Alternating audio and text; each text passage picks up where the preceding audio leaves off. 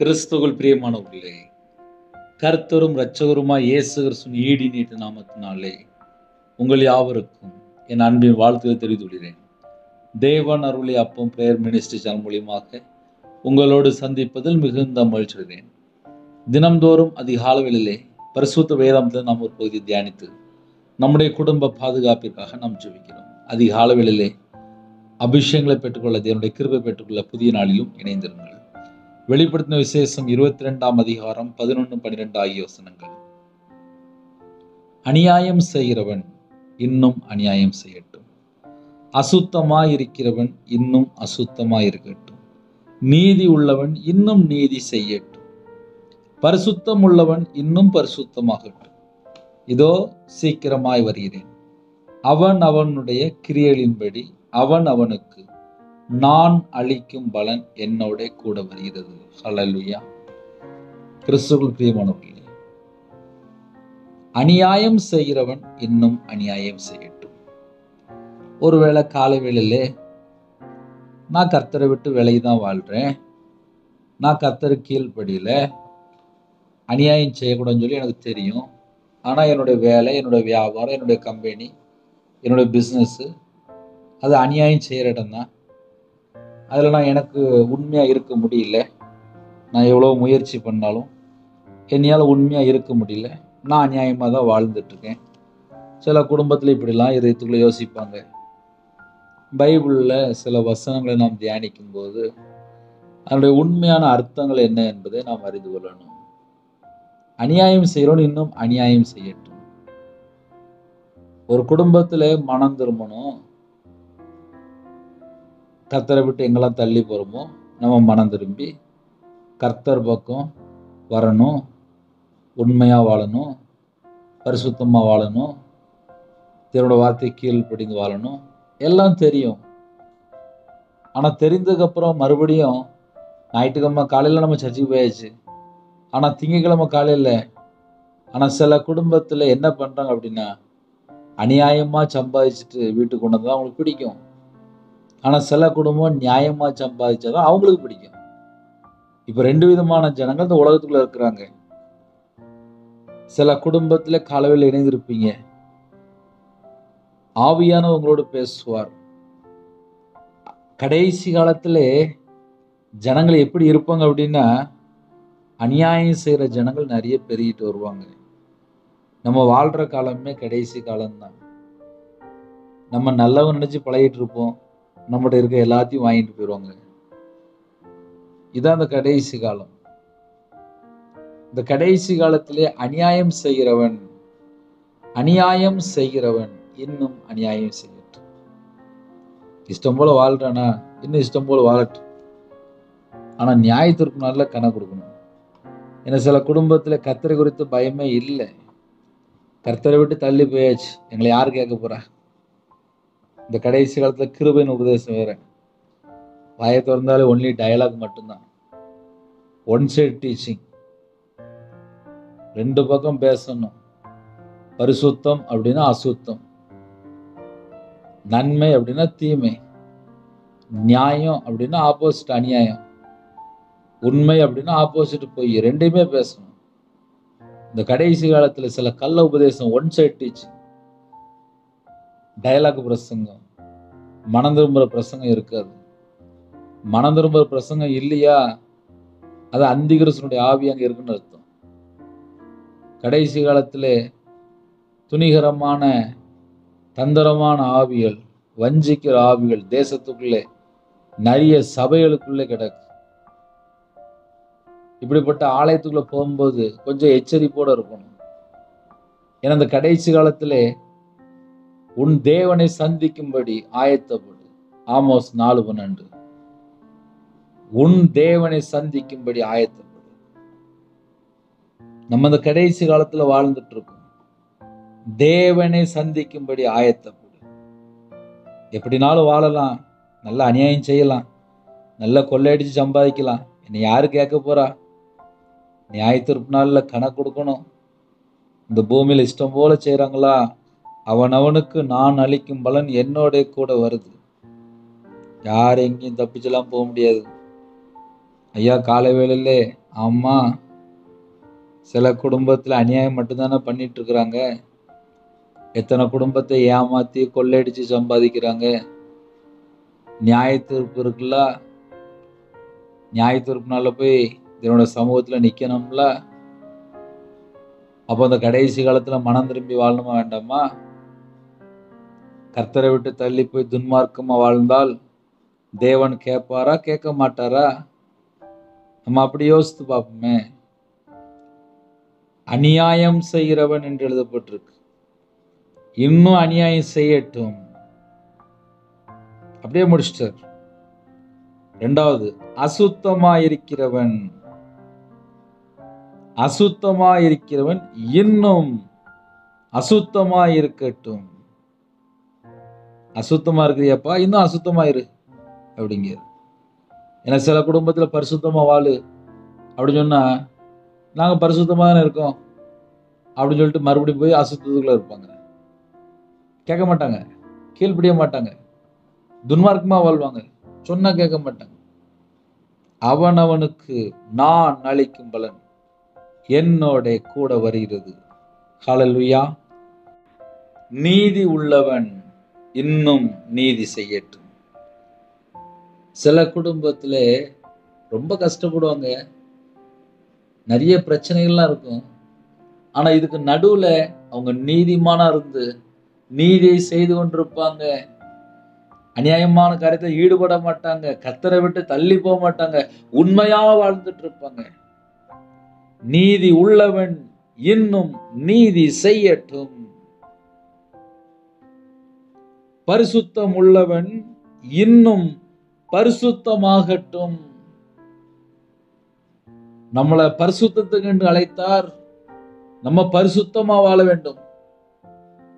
இந்த கடைசி காலத்திலே பரிசுத்தமா வாழன்னு சொல்லி நிறைய குடும்பத்துல தீர்மானம் எடுக்கிறாங்க. ஆனா அந்த உலகத்துக்குள்ள போயிட்டு வரும்போது பல காரியத்திலே கரை. உங்களை அழைத்தவர் பரிசுத்தராய் இருக்கிறது போல நீங்களும் உங்கள் நடக்கைகள் எல்லாவற்றிலும் பரிசுத்தராயிருங்கள். 1 பேதுரு 1:15. நம்முடைய தேவன் பரிசுத்தமுள்ள தேவன். நான் பரிசுத்தர், ஆகையால் நீங்களும் பரிசுத்தராயிருங்கள் என்று 1 பேதுரு 1:16 எழுதப்பட்டிருக்கு. அப்ப கர்த்தருடைய பிள்ளைகளு அதிகாலை வேளையிலே ஆசீர்வாதங்களே பெற்றுக்கொள்ளணும் அப்படின்னா நம்ம என்ன யோசித்து பார்க்கணும் அப்படின்னா, நம்மளுடைய வாழ்க்கையில எல்லாமே பர்ஃபெக்டா இருக்கா? ஏன்னா சில குடும்பத்துல வாழ்க்கையில பர்ஃபெக்ட்னு அப்படி ஒண்ணு இருக்காது. ஏன்னா அவங்க பைபிள் சட்டத்துக்குள்ள வரமாட்டாங்க. ஒரு துணிகரமான பாவத்துக்குள்ளேயோ, துன்மார்க்கமான காரியத்துக்குள்ளேயோ, ஒரு அருவருப்புக்குள்ளேயோ, அசுத்தத்துக்குள்ளேயோ, அநியாயமான காரியத்துக்குள்ளேயோ எங்கேயாவது போய் சிக்கிக்கிட்டு அப்புறம் எனக்கு நிம்மதி இல்லை, எனக்கு நிம்மதி இல்லை, எனக்கு நிம்மதி இல்லை. எப்படி நிம்மதி இருக்கும்? நம்ம கொஞ்சம் யோசித்து பார்ப்போமே. செய்யற ஃபுல்லா அநியாயம். எப்படி?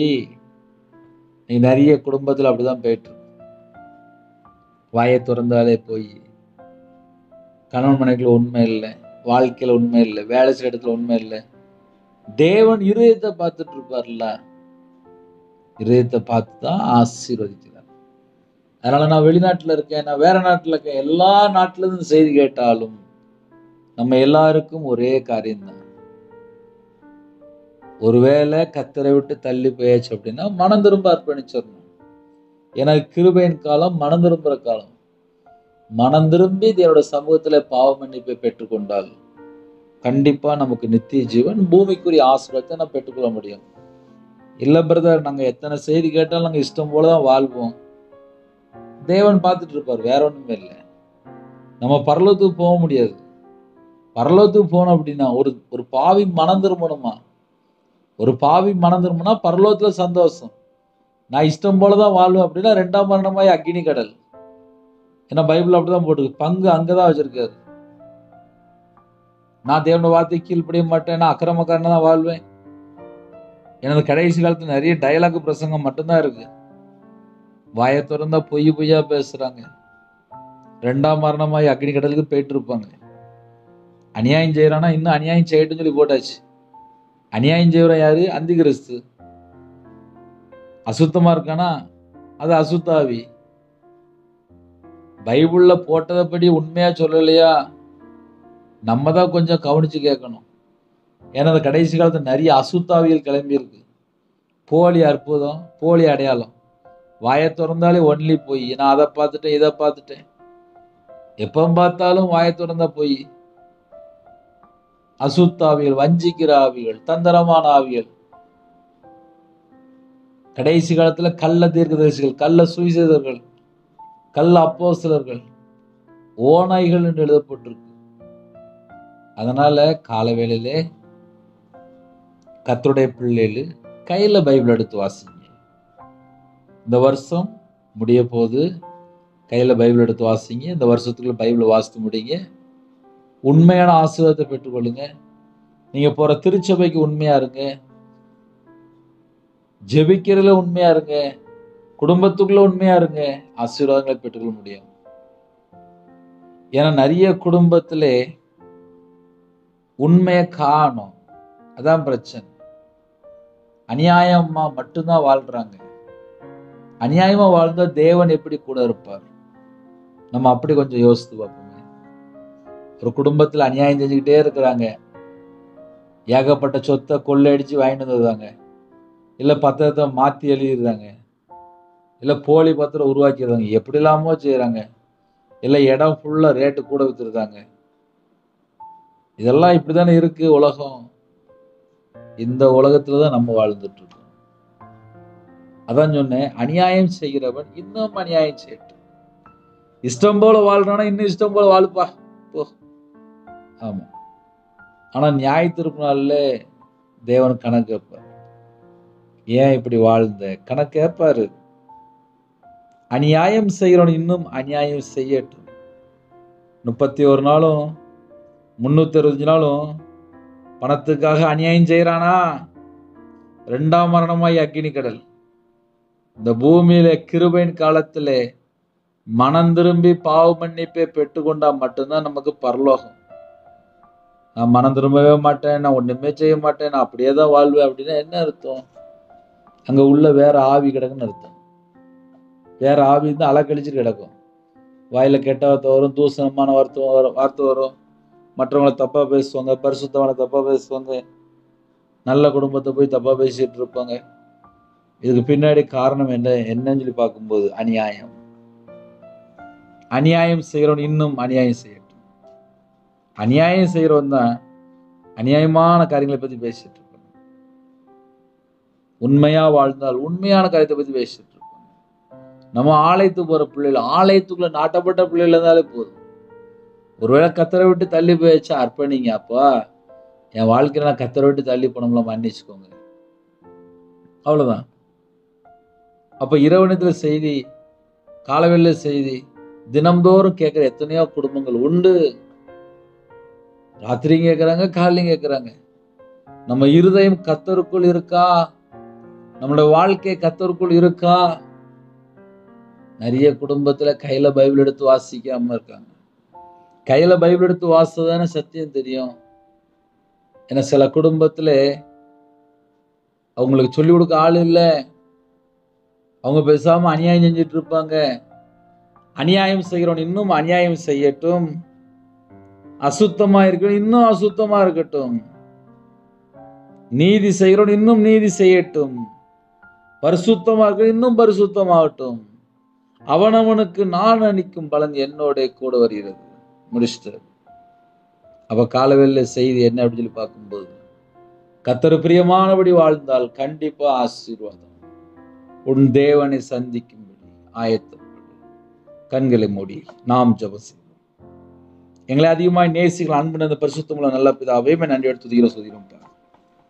இதோ சீக்கிரமாய் வருகிறேன், அவனவனுடைய கிரியல்படி நான் அளிக்கும் பலன் என்னோட கூட வருது. நீப்பா அப்பா, இந்த பூமியில வாழ்ற காலத்திலே எங்களுக்கு பரிசுத்தமா வாழ கிருபை தாங்கப்பா.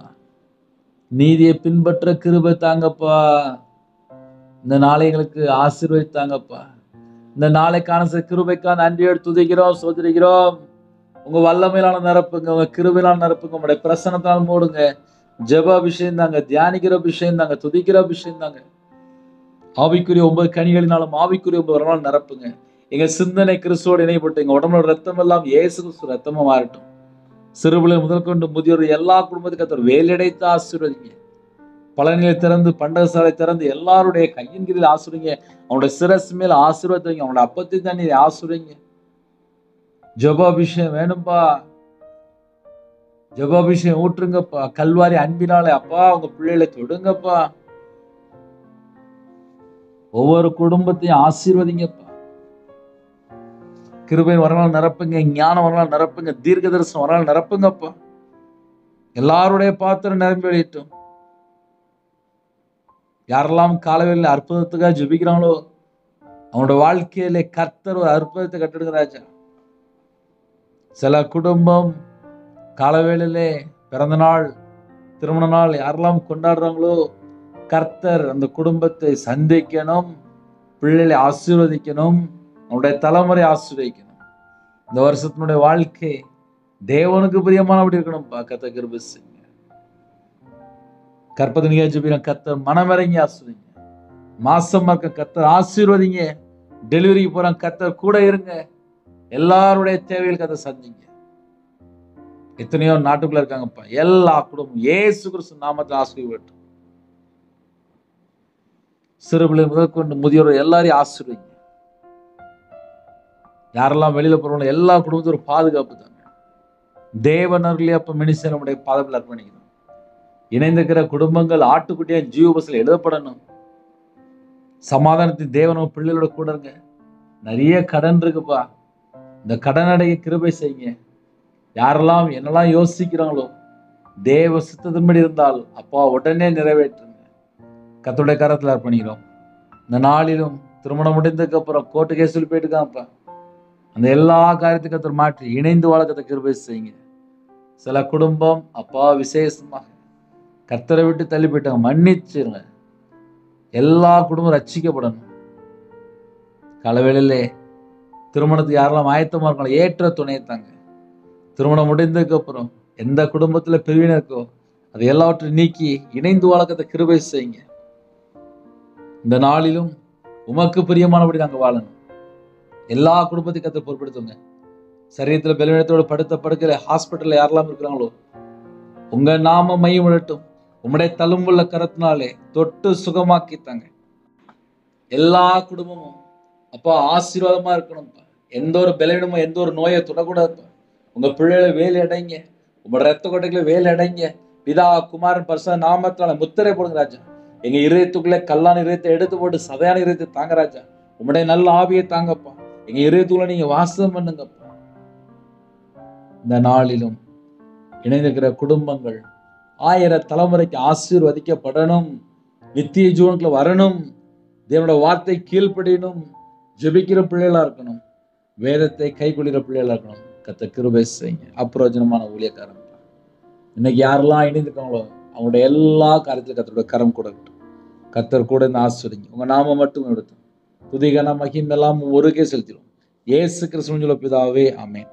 தேவனுக்கு மகிமை உண்டாதாக. கர்த்தர் தாமே உங்களையும் உங்கள் குடும்பத்தின் சகல காரியத்திலும் சம்பூர்ணமாக திருப்தியை கர்த்தர் கொடுத்து ஆசீர்வதிப்பாராக. ஆமென். கர்த்தராகிய இயேசுவின் கிருபையும் பிதாவாகிய அன்பும் பரிசுத்தனுடைய ஐக்கியமும் இப்பொழுதும் எப்பொழுதும் சதா காலங்களிலும் நம்மளோடு கொடுப்பதாக. ஆமென். கிறிஸ்துவில் பிரியமானவர்களே, 9360064181 நம்பர்கள் உண்டால் நாங்கள் உங்களுக்காக குடும்பத்துக்காக ஜெபிப்போம். God bless you. எனக்காக டெய்லி ஒரு நிமிடமா ஜெபிங்க. God bless you. Thanks for watching. Please subscribe our channel. Click the like and share. Click the bell. God bless you.